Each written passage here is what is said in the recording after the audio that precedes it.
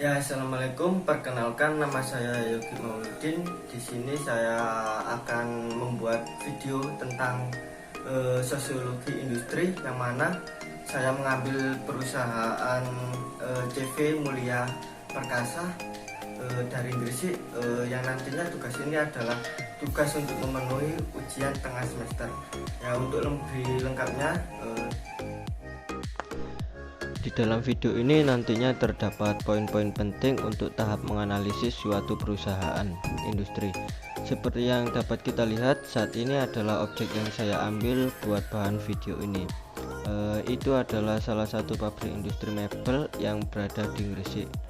Untuk mengetahui lebih jelasnya terkait kondisi sosial para karyawan maupun sistem perusahaan ini, saya mewawancarai secara langsung salah satu karyawan yang bekerja di perusahaan ini.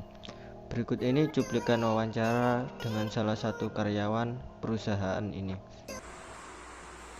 ya, kali ini saya bersama dengan salah satu karyawan yang bekerja di pabrik tersebut. Mungkin bisa perkenalkan diri dengan Mas siapa? Perkenalkan, nama saya Chandra Arif Kurniawan. Mas Chandra ini di pabrik itu sebagai apa? Eh, di pabrik ini untuk awalnya atau start posisi saya? Posisi saat ini. Kalau posisi saat ini itu saya sebagai operator mesin CNC. Ya. Untuk pabrik ini itu yang memiliki itu perorangan atau milik bersama itu? Kalau setahu saya sih ini miliknya satu orang, Mas. Tapi kalau untuk saat ini sepertinya itu seperti kayak bisnis keluarga. Jadinya awalnya itu seorang ayah itu memiliki perusahaan, si A memiliki perusahaan. Kemudian sekarang ini dipegang ke anak-anaknya. Jadi anak-anaknya ini diberi bagian masing-masing posisi atasan di perusahaan tersebut. Jadi turun temurun gitu ya? Iya, turun temurun. Ya, terus untuk komunikasi Masnya dengan pekerja lain atau dengan pemilik atau masyarakat sekitar itu kayak gimana? Misalnya kayak komunikasi biasa itu terjalinnya juga gimana?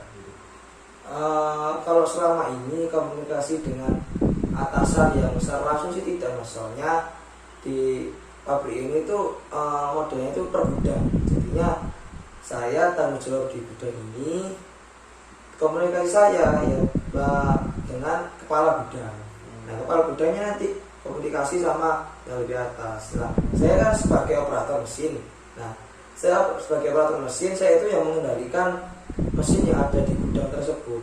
Jadinya saya yang komunikasi dengan para pekerja yang misalnya bahan baku sampel A, sampel B. Nah, itu yang komunikasi sama saya.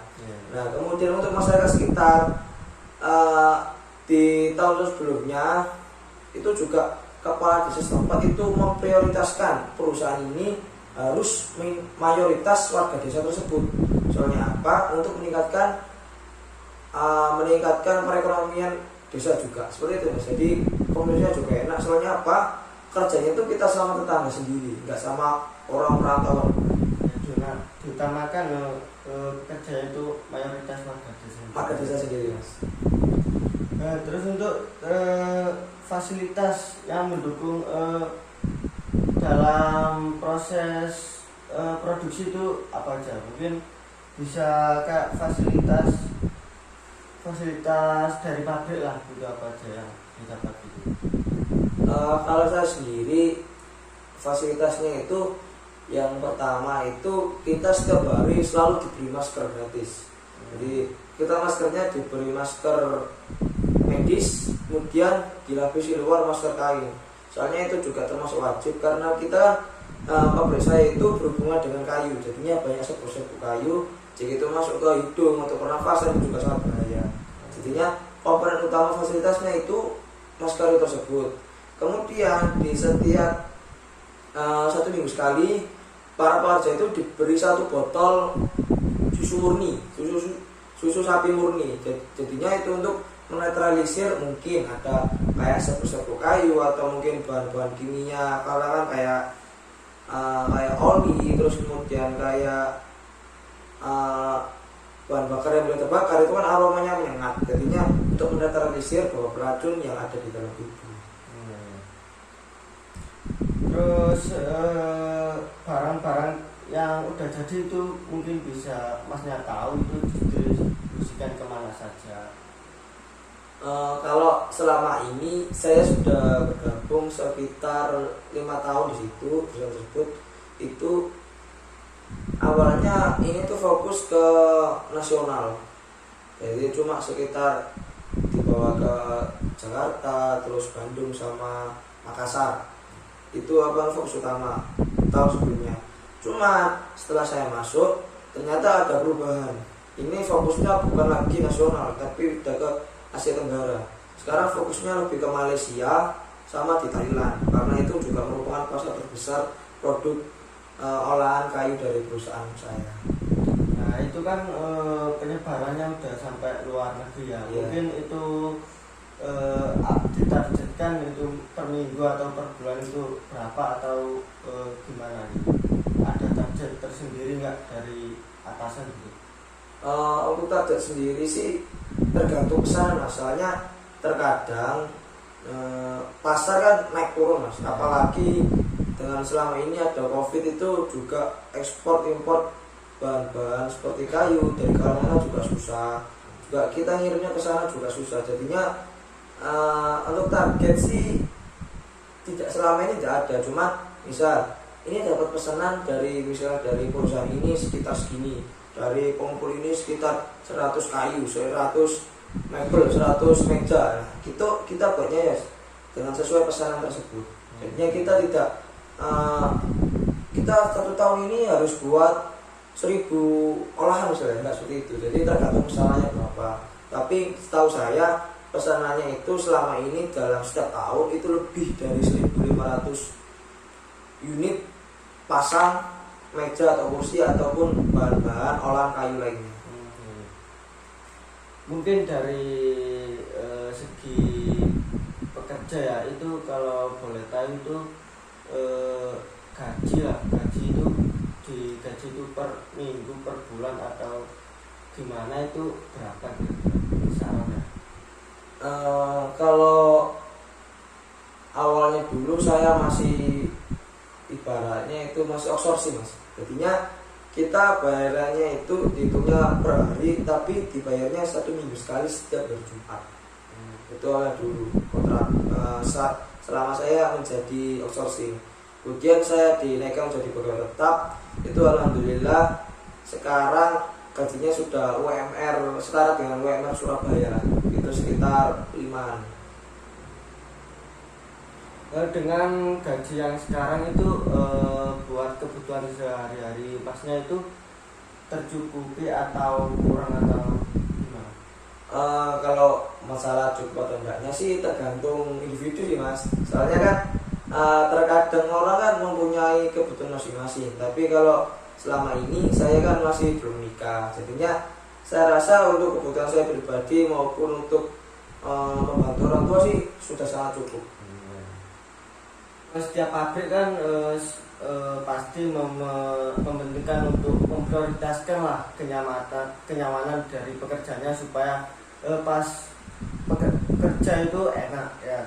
Untuk masalah dari masnya itu selama bekerja itu ada apa tidak, terus misalkan ada itu apa gitu? Tentang apa ini? Kenyamanan Ya. untuk kenyamanan sih kalau saya sendiri sih selama 5 tahun ini nyaman-nyaman aja sih kerja mas. Cuma kan terkadang kan ada beberapa individu itu yang apa ya, yang mudah bosan dengan pekerjaan tersebut, apalagi jika posisi yang ditempati itu saja, tidak ada perkembangan, misalnya dari pegawai kontrak menjadi pegawai tetap itu tidak ada, itu pasti mereka mudah bosan. Nah itu juga termasuk apa ya, individu masing-masing sih. Kita bisa sabar, kita bisa kerja dengan tekun, atau kita acuh, oh aku pindah dari perusahaan ini aja sih, perusahaan ini tidak pakai saya, itu juga terlalu individu sih mas. Jadinya kalau pesan saya untuk seluruh pekerja di Indonesia itu lebih baik kita bersabar dulu, kita nikmati prosesnya, karena nggak mungkin kita bekerja langsung menjadi posisi tinggi, itu nggak mungkin. Jadinya kita bertahap dulu, seperti itu sih. Soalnya sebelum saya menjadi pegawai tetap, saya juga menjadi pegawai kontrak dengan gaji yang bisa dibilang sangat di bawah UMR, juga dengan dengan kerja yang bisa dibilang berat tapi dengan gaji yang sedikit, itu juga menjadi beban. Tapi saya coba sabar dan akhirnya sekarang sudah menjadi pegawai tetap dan akhirnya sudah menjadi kepala gudang, kemudian memegang sebuah mesin besar dan akhirnya menjadi pegawai tetap dan mendapatkan gaji UMR, itu juga merupakan suatu kebanggaan. Ya mungkin itu saja dari saya dengan Mas Chandra selaku dari karyawan CV Pabrik Mulia Perkasa. Metode yang pertama adalah social mapping. Dengan metode social mapping ini kita dapat mengetahui interaksi sosial karyawan dengan masyarakat sekitar pabrik, atau mengetahui interaksi karyawan dengan yang lainnya. Dan dengan adanya peta lokasi nanti itu kita dapat mengetahui akses pabrik apa saja yang dapat dimanfaatkan atau dapat diakses oleh karyawan pabrik tersebut. Berikut ini adalah perusahaan CV Mulia Perkasa. Ini adalah perusahaan yang menjalankan usaha di bidang furniture atau mebel, dan perusahaan ini sudah memasarkan hasil produksinya itu sebagian besar itu di wilayah Gresik, Jakarta, Sidoarjo, dan untuk saat ini itu pabrik ini itu sudah mengekspor sampai ke luar negeri, ke negara Malaysia sama Thailand. Untuk pabrik ini itu bertempatan di Desa Bringkang, Kecamatan Menganti, Kabupaten Gresik. Dari karyawan yang saya wawancara itu bekerja di operator mesin CNC, yaitu bagian mesin yang untuk memotong kayu yang nantinya dijadikan bahan mebel.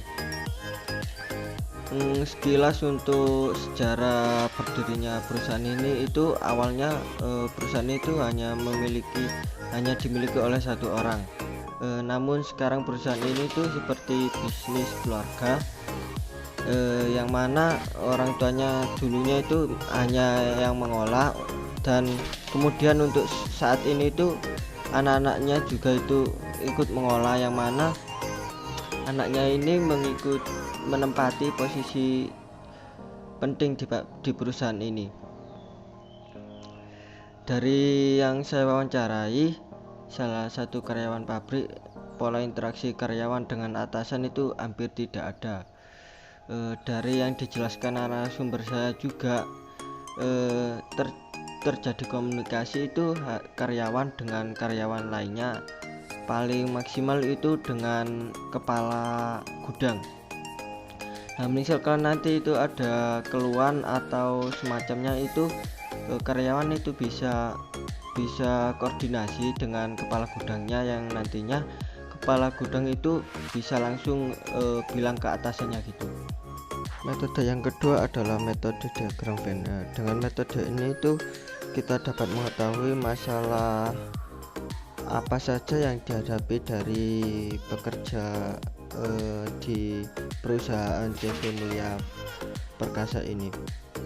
Nah, berikut ini adalah hasil dari diagram Venn dan masalah yang sudah saya petakan dengan narasumber saya.